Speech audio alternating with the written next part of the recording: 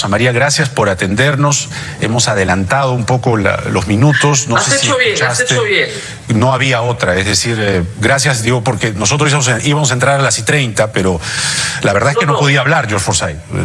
No, he estado viendo la entrevista y además hay que recordarle a todas las personas que tienen COVID que no pueden agitarse. Lo que te manda el médico es reposo absoluto. Sí. Si tú te agitas, comienza a bajar la saturación. Entonces realmente hay que estar en reposo. Es un esfuerzo increíble para atenderte. Se entiende que estamos en campaña, pero la verdad es que estaba muy agitado ya.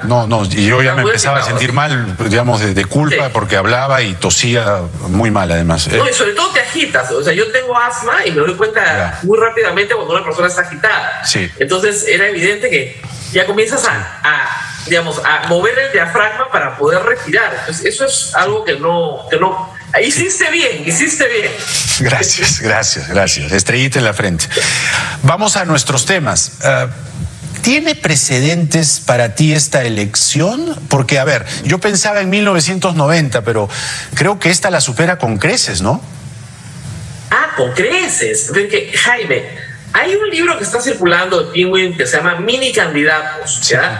En 1990, o sea, Mario Vargas Llosa llegó a la primera vuelta con 25%, Fujimori con 22%, Luis Albacastra con 20%. O sea, estamos hablando de candidatos que levantaban una votación de 20%.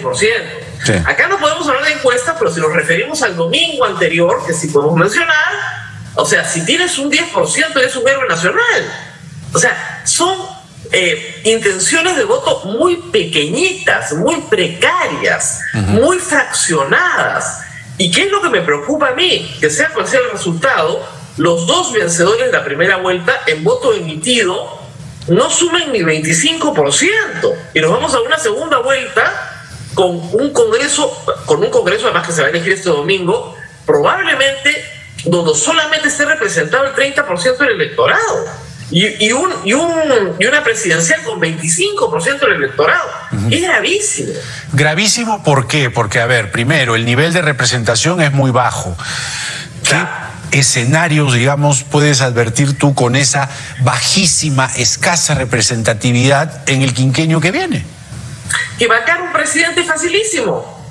Claro. Es muy sencillo, porque no tiene respaldo popular. Entonces el Congreso se pone de acuerdo, juntas 87 votos y te bajas al presidente que sea, porque total, finalmente fue elegido con 25% de los votos, nadie lo recuerda, no tiene ningún afecto popular, chao.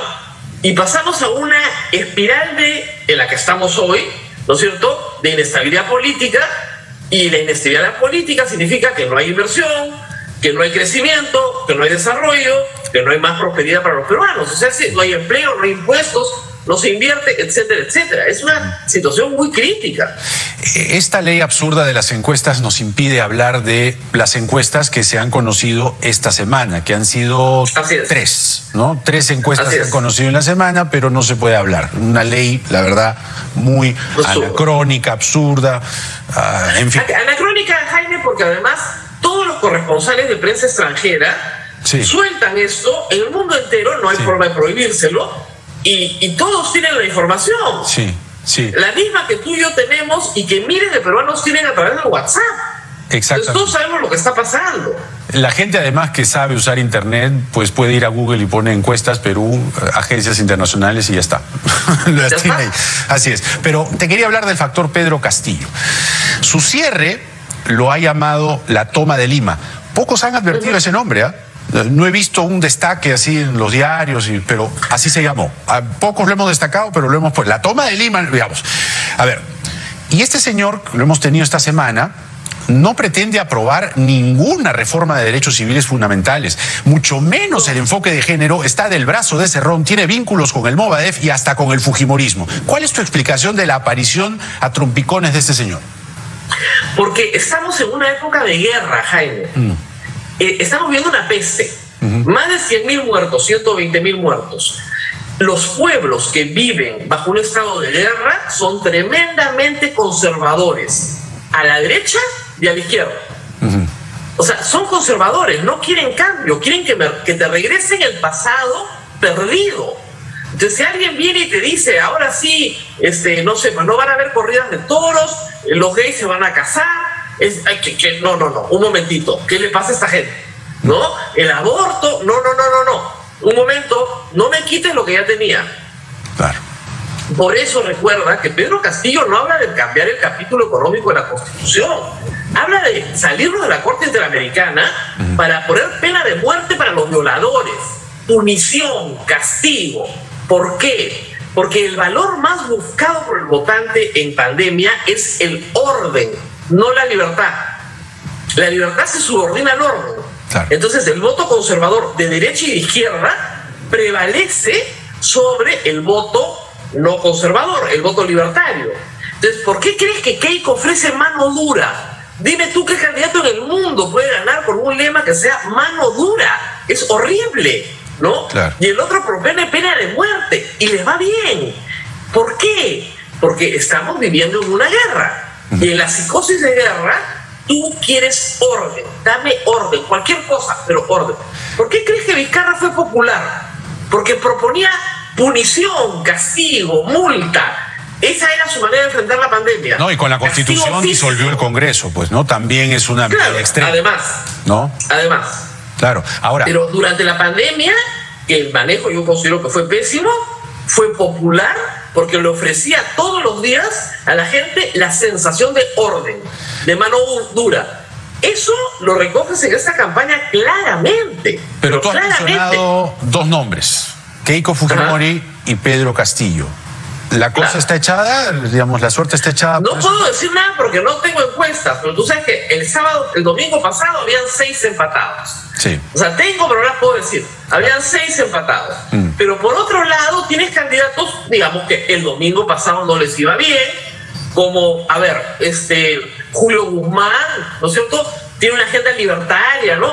O a Verónica Mendoza desde la izquierda, que el domingo pasado ya estaba un poquito atrasada, y ella sí propone derechos civiles, igualdad, libertad, ¿no? Desde una perspectiva de izquierda. No, a esas, y Julio Guzmán desde una perspectiva más de derecha. A ninguno de los dos ha ido bien. No, la gente no quiere libertad en esta elección, quiere orden. Y el problema es que lo que van a conseguir es desorden. Porque lo que vamos a conseguir son candidatos que no respetan el Estado de Derecho. O sea, un candidato que dice, bueno, yo tomo el Tribunal Constitucional y lo disuelvo, y si no quiero el Congreso, disuelvo el Congreso, y me salgo del sistema interamericano de derechos humanos. No está postulando a presidente, está postulando a dictador. No respeta en nada el Estado de Derecho. Tal cual. Ese es el problema. Tenemos que ir a la pausa, tenemos todavía algunos minutos para conversar, Rosa María, y este ángulo de la guerra, la peste, sería bueno desarrollarla porque, a ver, si es que evidentemente como estamos, en una peste, en una guerra, pues parecería que la suerte está echada, es decir, que no cabe un ápice de sensatez o la sensatez sería minoritaria. Vamos a tratar de buscarla luego de esta pausa, porque nada está dicho. Palacios está con nosotros, más adelante estará Juan de la Puente. Lo que queremos es, y lo estamos haciendo, creo que lo estamos consiguiendo, poner al aire voces de reflexión, de enmarcar un poco la cancha, cómo vamos de cara al día domingo.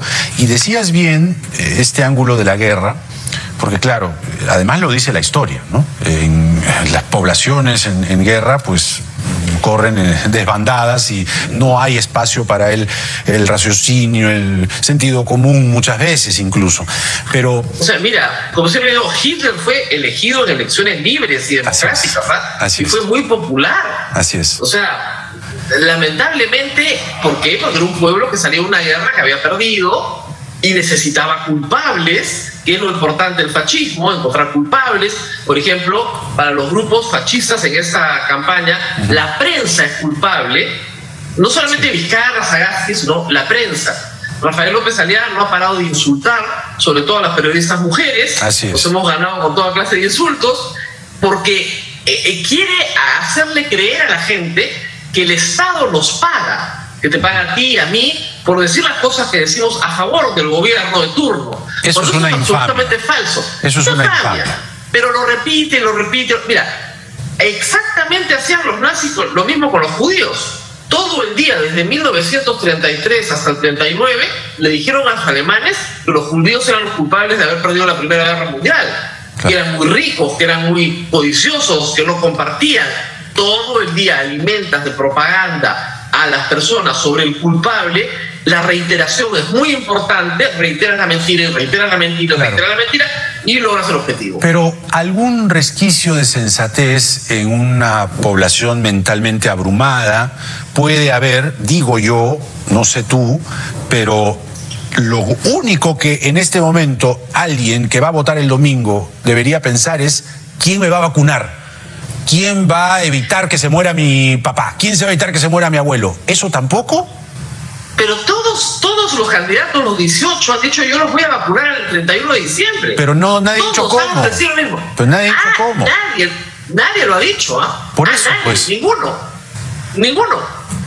Porque ¿no hay un mal menor? Alguien que tú digas, bueno, puede ser que este sí consiga. Siempre hay un mal menor. Ya. Siempre. Ahora, lo que pasa es que este domingo enfrentamos dos tipos de votos. El voto por convicción, ¿no es cierto? A mí me gusta el señor que tiene el 0.1%.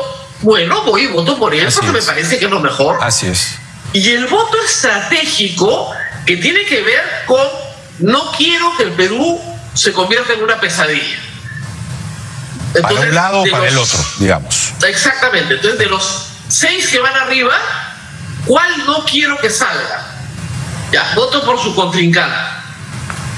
Claro. O sea, de los que están arriba, el que me parece peor, ya, ese es el que no debe estar.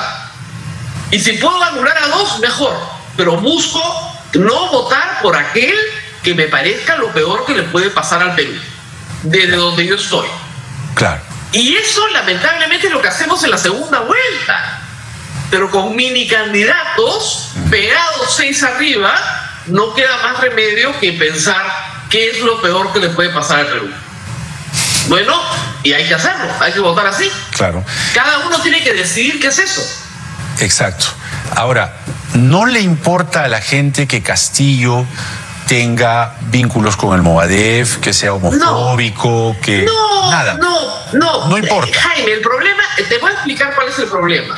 Que se ha terruqueado tanto, bueno, ¿ya? Que se ha finalmente banalizado el término. Si a Verónica Mendoza le dicen terrónica y no hay nadie que haya cortado más, imagínate tú si va a ser creíble el agravio. Además, te recuerdo que Pedro Castillo postuló por el fujimorismo, Esa es otra cosa. Y no solo postuló, se alió con Becerril en la reforma educativa contra Marilu Martens. También. Sí. O sea, esto viene de antaño.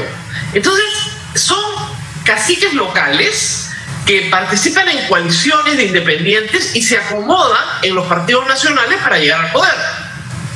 Yo creo que Castillo ha tenido una campaña inteligente. La toma de Lima, si conoces algo de maoísmo, parece el avance del campo a la ciudad. Claro. ¿Ok? Para los que conocemos. Es exactamente la misma lógica, la misma lógica. Exacto. Pero la mayoría del país no es culto al maoísmo y no va a entender la metáfora, ¿no? Ya, pero ahora, ¿quién usó esa estrategia? ¿Quién usó esa estrategia? No, obviamente al Guzmán. Claro, es lo mismo, del campo a la ciudad. Pero fíjate tú cómo ingresa a la Plaza San Martín, a caballo. O sea, siglo XX, siglo XIX. Claro, sí.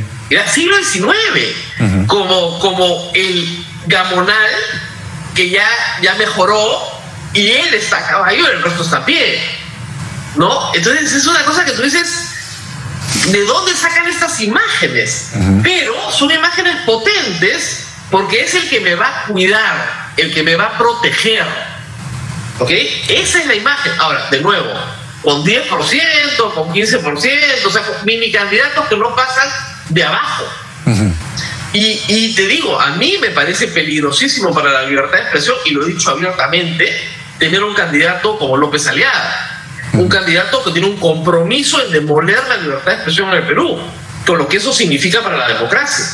Con un candidato que, al igual que Castillo, dice que va a expropiar peajes, cuando todos sabemos que esos son contratos pactados por el Estado peruano y que si respetas el Estado de Derecho no puedes hacerlo. Siendo empresario, además, ¿no? Claro, siendo empresario.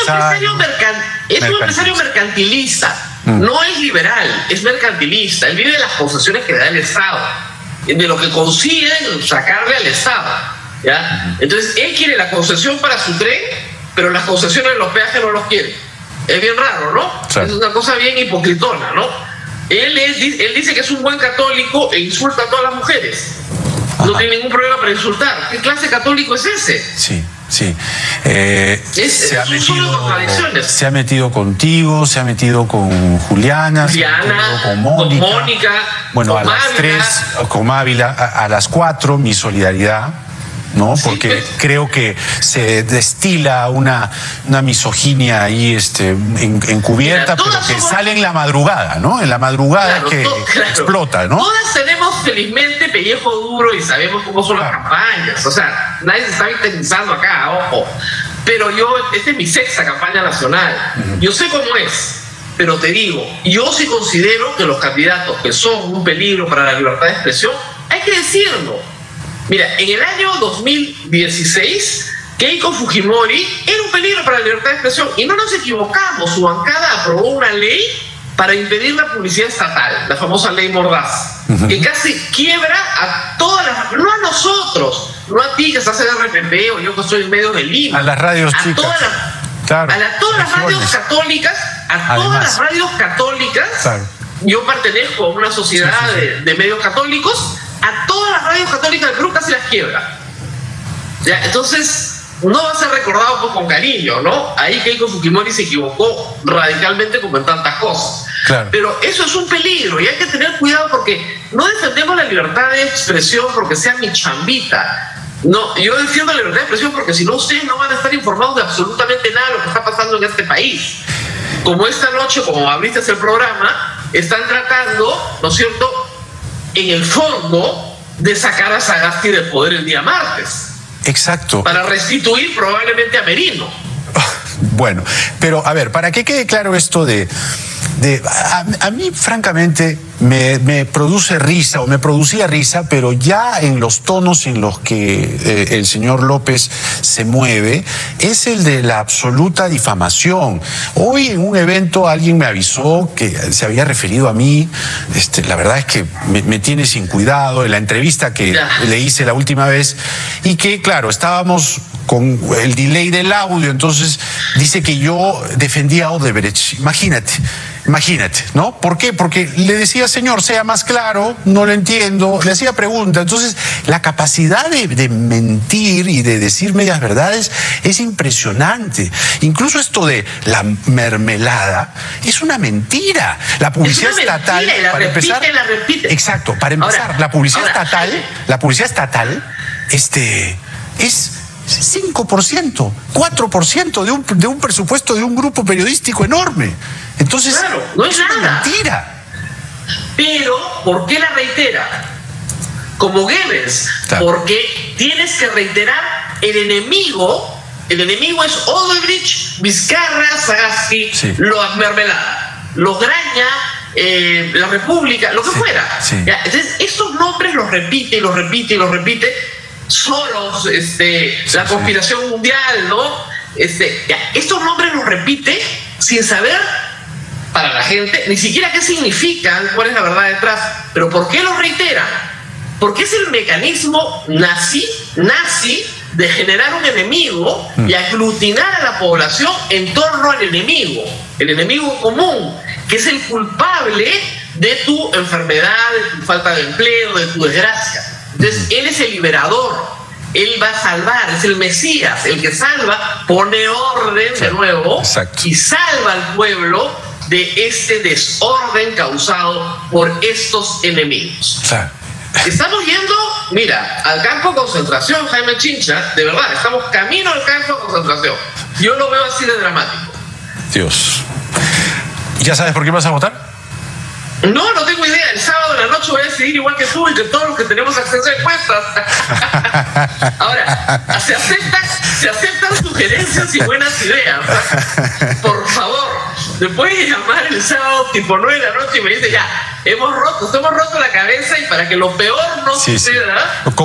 Lamentablemente, mira, es una pena. O sea, es una pena porque el público dirá, sí, pues estos como son periodistas que tienen las encuestas. Pero dígale al jurado, al Congreso, que no han derogado esa ley absurda. Deberíamos tener encuestas. Yo te pongo dos escenarios, ¿ya? Escenarios posibles, esto es una encuesta. Una segunda vuelta entre López y Castillo versus una segunda vuelta entre Keiko y Verónica. Ya, la de Keiko y Verónica me parece un té de tías al costado de la otra. Bueno, de hecho, que una mujer, cualquiera de ellas, sea presidenta ya es un hito, ¿no? Un té de tía. Yo no soy una persona de izquierda, yo me considero más bien una persona de derechas, pero de una derecha liberal que además no está muy representada en esta elección, ¿no es cierto? Pero es impresionante lo difícil que ha sido para estos candidatos formular una propuesta liberal, que yo creo que tendría algún electorado, sin que haya prevalecido la idea de lo conservador y el orden. Claro. Eso es lo que prevaleció. Y eso explica probablemente el fracaso, además de otras variables que podríamos hablar, el fracaso de Guzmán, que no ha logrado calar. Su lista está calando más que él. Increíble, ahí te das cuenta que la gente vota cruzado. Claro. Bueno, ¿cómo crees que vamos a despertar el lunes? Yo espero que mis porquitrolls les hayan pagado hoy. Porque yo creo que el lunes ya no van a tener chamba. Yo quiero creer que el lunes ya se fueron los porquitrolls, ya que les paguen, ¿no? Porque el señor nos paga todas sus deudas, ya sabemos, pero que les paguen a los porquitrolls, ya desaparece y regresamos a los fujitrolls de siempre, a los viejos conocidos, ¿no? Pero al final nos llevamos también, ya, comparado con los otros, ¿no? Tantos años, ¿no? Tantos años, ¿ya? Pero ya que los porquitrolls se los lleven, porque mermelera, el día entero. Sí. Tú solo lo entiendes en un contexto de reiteración. Correcto. Que es muy antiguo en el sistema publicitario nazista, que eso es lo que es. Así es. Rosa María, muchas gracias como siempre. Creo que ha sido importante ponerte micro y... Llámame mañana.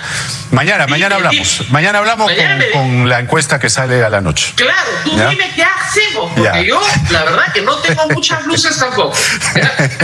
Gracias, un abrazo a la distancia. Gracias. Cuídate mucho. Hasta pronto.